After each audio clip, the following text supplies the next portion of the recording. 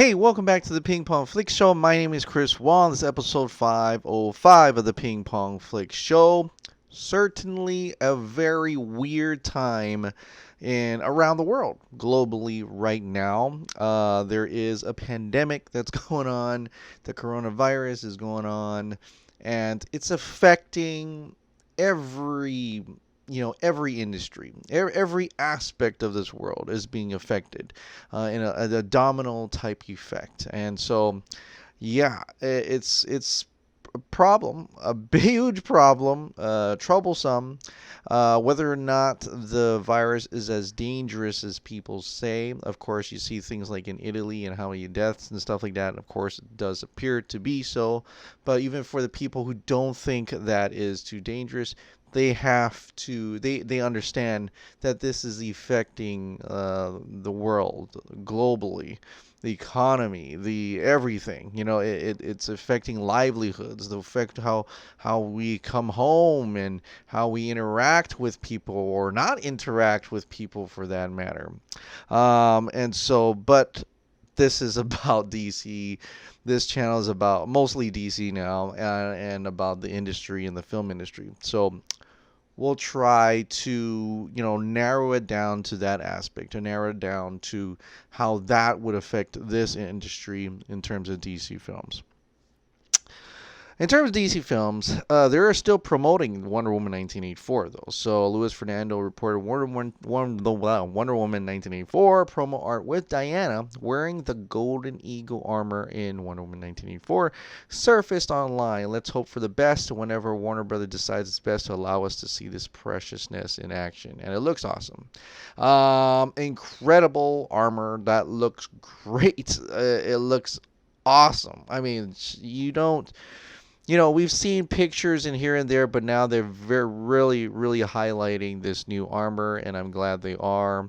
It is certainly different from the original armor, but it does, it kind of just, she's always godless-like in any case, but this is just, it seems like she transcends herself, right? It kind of sense. So this is actually pretty freaking exciting. I'm actually really excited to see this movie, and it's probably a good movie to see after this entire coronavirus crisis, to see a little bit of that hope. But it looks awesome, and I'm really, really digging it. What I'm probably gonna dig more, and that's one of the ones I dig though, but what I'm probably gonna dig a lot more is this one. Warner Brothers' new official art replacing June 5th by Coming Soon, and Fandango's exclusive new poster of Wonder Woman 1984 also cutting, not mentioning a specific release date. Neither in the poster nor in their post. Smart move. Staying or moving, they can still use the same Wonder Woman 1984 promo art. So you see here, only in theaters. It's a slightly different from this one. This is a little bit better, clearer. It says coming soon. There were other posters that said June 5th on the bottom, or in certain cases, people cut off the bottom of that poster, right? Smart move. I mean, because you don't know if there are going to be any delays. As you've seen all across Hollywood, almost every single movie is being delayed, or if it's not, it's going to get hurt, like Bloodshot. I don't know how that's going to perform this weekend. And every other movie that's coming out. How is that going to perform, right? And it's something to consider, because if nobody's going out to watch these movies, then why are we releasing it to begin with? We should get back to when people have the confidence to go into the movie theaters to watch this thing, right? So I get it. I totally understand that. One thing about this poster that's really cool is that I'm an Ultraman fan. Right, I'm a fan of Ultraman. You see some Ultraman stuff in there, and I love how the first the first era. I think even some of the newer Ultramans have this. Especially the first one, if you've ever seen. It's always that paint swirl in the back, and it goes and then the Ultraman forms. And so they're looking at this just because I'm an Ultraman fan. I'm like looking at this poster, and it just reminds you of that. And it actually brings a certain excitement out of me just but the background of Wonder Woman here. That Ultraman effect, and that's just me, really. That's just really me. But I just thought I just had to point that out because that's the first thing that comes to mind when I saw this poster, and I'm like, it looks like Ultraman. Like it's like the beginning of Ultraman, and that's cool. That to me, that's really awesome. And I can't. And it's probably one of the more exciting DC films that are coming out that a lot of people are excited for, right? So she's got her lasso there, as that's probably the only weapon she'll be using aside from her gauntlets. And just wondering, how does she come across this armor? Why does she need this armor?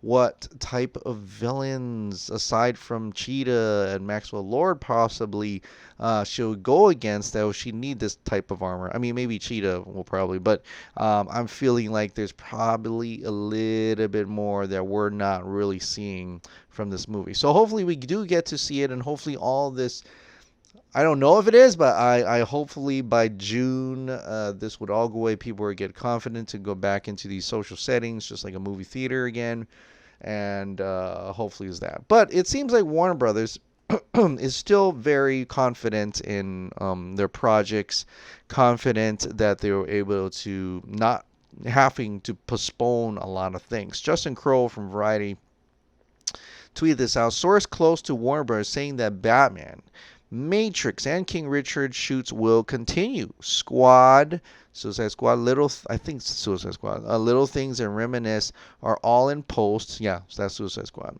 Black Adam doesn't start till August, and Aquaman is in 2021. No mention of the Flash here, so that's interesting.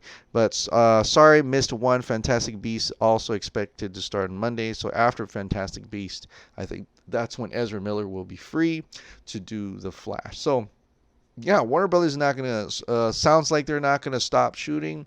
Sounds like production is not going to halt. In fact, their movies seem to be going to be released. I mean, not soon. I think the Wonder Woman will be the one that's coming soon of that. So they haven't shut down a lot of things like how Disney and Marvel's doing it right now in terms of comic book movies.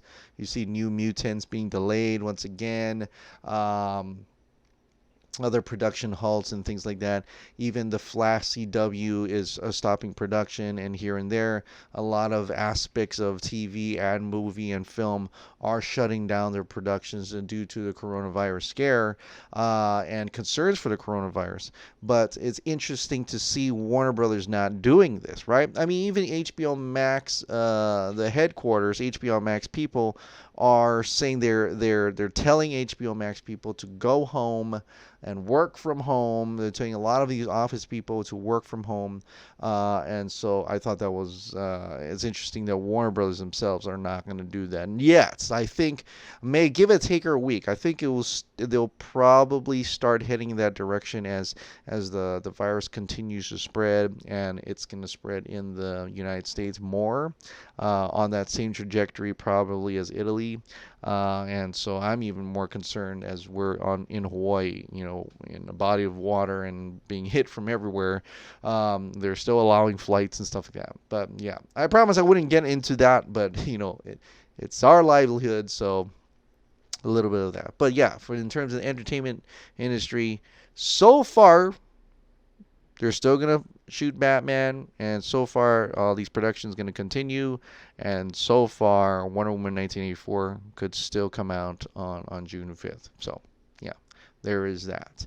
Now a little bit back here, we've got some cool little interview with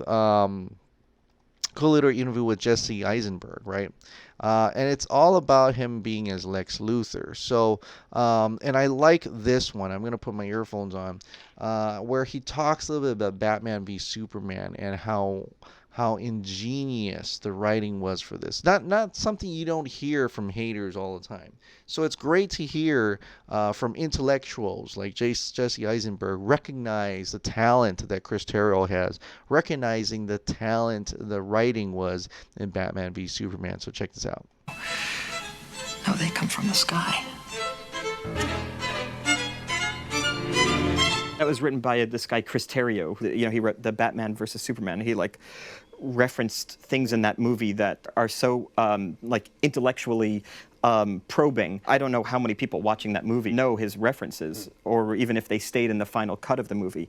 But that script was like one of the most dense scripts I've read intellectually, because this guy who wrote it is just like, he's a genius. And it was weird in that kind of a movie to have dialogue that is so sophisticated and like referencing Greek literature and, you know, and philosophy and the great moral struggles of the world, but in this kind of superhero movie. Number 9 again. So way ahead of his time, but yeah, I agree. It's phenomenal. There's so much dialogue within Batman v Superman that you can recognize immediately, and it's quotable too. There's so much quotable things in that movie, and just the thought of it. You go through different motions of the dialogue. In fact, that little clip they had there, and you can.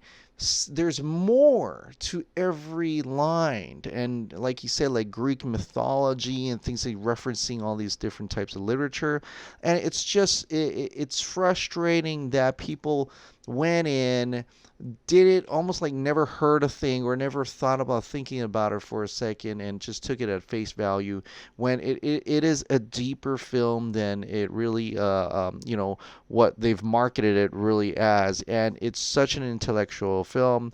Batman v Superman is absolutely my favorite film of all time. So J.C. Eisenberg does go in a little bit more detail. He doesn't talk about the Snyder Cut a little bit, but he talks a little bit about Lex Luthor a little bit. So check this out. Do you know what it refers to? Because if you're interested in Hamilton, there was a guy named Paul Revere. Does this name sound familiar? No. He's known for one thing, really, which is that when the British were coming, which is, you know, what Hamilton is also about, you know, this Revolutionary War, Paul Revere warned everybody and said, the redcoats are coming. So they wore red coats. Okay. So he's saying, the redcoats are coming, the redcoats are coming. So he rode through the town on his horse, saying the redcoats are coming. And so the movie references... with the redcoats. Yeah. You've done a small cameo in the Justice League. Yeah, they put me after the credits. Yeah. For the people who stayed from watching the credits. I stayed. Which I assume is, people like you and people who worked on the movie, and that's it. What do you think about all this story we saw on Twitter with the release, the Snyder Cut, and this kind of thing? Do you want to do a sequel? Do you want to play again this character? Oh yeah, I would love to, because it's such a cool character, you know. I mean, to play like a villain in a superhero movie is the fun part, you know. The good guys are fine, you know, but the villain is the fun part, because, you know, they get to be a little more flamboyant. Of course, the hero usually gets to, like, you know, survive, you know, but the villain has all the funny lines. Well, I don't know about the first part, but the second part is something I can be involved in, sure. Definitely he's excited to want to play Lex again. I think he enjoyed his time in Batman v Superman, just like Ben Affleck as Batman. And he wouldn't mind coming back for that. I know the interviewer cut off, kind of like said, release a Snyder Cut, and he went straight to the second question when he could have waited for Jesse to talk about the Snyder Cut, which is a little bit frustrating for me, but that's fine. I think we already know his ideas about that. He hasn't really heard of it, but if there is a better thing out there that people want, and you know, the true artistic vision, he's for that, definitely 100%. When it came from the other interview. So, but it's great to hear that he would love to come back. He wouldn't mind coming back. He would want to try to do that as well. And so we would loved him to be back as well. I think it was a different take on Lex Luthor, but in overall picture and overall story of this version of the DC universe, it was an absolutely smart move. It was a smart casting and smart acting by that. So cool. So it's great to see Jesse Eisenberg for that. So like I said, there's not much release of Snyder Cut other than looks like Ray Porter is going to be able to chat with Sean O'Connell in his Release the Snyder Cut book, as Sean O'Connell tweeted out from his official Release the Snyder Cut book Twitter account. When shit gets really real, Release the Snyder Cut book, Release the Snyder Cut. Ray Porter says, let's have a chat. So that's cool. That's exciting. Ray Porter does do audiobook voices, so narration and stuff. I don't know, Sean, if you wanted to do a straight to audio type, those books and stuff like that, Ray Porter could read it for you. And maybe that's what's happening. I don't know. But in any case, he can put his part in. Let's see how much he can put inside, able to reveal to Sean O'Connell about his time on Justice League and so on and so forth. So hopefully we get a lot of stuff with that. But that's pretty much it. I mean, that's pretty much it for the DC films. Like I said, things are stopped production right now, so we may not hear a lot of things unless it's Warner Brothers. It seems like they're keep going on. What does this mean for the Snyder Cut? I mean, I don't know. At this point, it could possibly, if it was scheduled to be announced soon, this may delay it. Does this delay HBO Max in any way? Possibly that could happen, but like a lot of these people are working from home. A lot of this stuff can be done digitally. I don't know what it takes to actually release HBO Max in May, and to get it all going and to get all these announcements going, if they're even going to do that. But I can say that people are going to be at home. Like, they are definitely going to be at home, and the one thing that people will have on is the TV, whether it be watching the news on your phone or watching the news and things like that. They're also, they're also just isolating themselves for long periods of time, and a good way to pass time is to watch streaming services, right? Or cable if you still have it. But a lot of times streaming services, because you get to have a lot of this content available. And it seems like Disney kind of knows that, because Disney is releasing Rise of Skywalker early on digital on Disney Plus. They're also releasing Frozen 2 early on digital because they know people are at home. They're ready. They're wanting to watch something. They need more content on Disney Plus. They're going to put everything and possible they put on there. So if Warner Brothers, or actually Warner Max and Warner Media Group and AT&T were smart, they could possibly release HBO Max early. Maybe, I'm not saying that's what's happening, but if they are, that'd be a great move. And another great move would be to put everything they can possibly get on HBO Max. Is that enough time for Zack to shoot additional photography? I don't know. I don't know how difficult those scenes that he was thinking about doing. But in any case, if it just gets people excited, saying, "Hey, HBO Max is coming out. This is the content it's going to have here. For if you're going to be staying at home for the long haul, you won't get bored. You won't be watching things on repeat. There's going to be new stuff for the audience. There's going to be new stuff while we wait until all this really literally just blows over." So I'm excited for that. I don't know. We shouldn't get excited for the corona, hell no. But I'm excited to see that these streaming services are implementing plans, and especially like Netflix and Disney and possibly HBO Max, to get content, to get entertainment to these people. Get them a little bit more chipper. Like, I know it's a dour time, and sometimes you just need to watch something entertaining to pass the time, to let your mind not dwell on this dire pandemic right now. So, and entertainment will do that. Entertainment will get you to laugh, will get you to, we'll cry, but it will get you to laugh, it will get you to entertain you, pass the time, and hopefully get your mind off these negative things, and maybe put you in a better mood. So I'm glad the streaming exists now, and more than ever. this is the type of thing that will actually keep you sane, if you will, for a lot of people. So yeah, so that's it. That's it for today. Tomorrow I'm gonna have a live chat. Let's see if I can pull that up here. I'm gonna have a live chat with a bunch of people. Fatal J show, epic live tomorrow.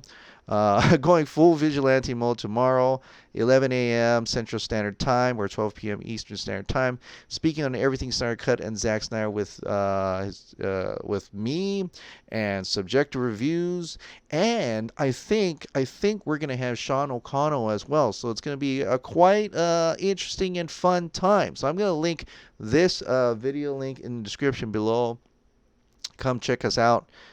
Tomorrow, or by the time you wake up, you'll probably watch this and say, hey, it's time to watch the other one, or this one will come first. So yeah, let's get ready for that. Let's just talk about Snyder Cut. Let's talk about Zack Snyder during this dire part of 2020 right now. But let's have some fun. Let's try to have some fun, and let's get excited for the future of Zack Snyder. So, all right, guys. Well, that is it for tonight. I want to thank you so much for subscribing. Thank you so much for watching. I'll see you next time.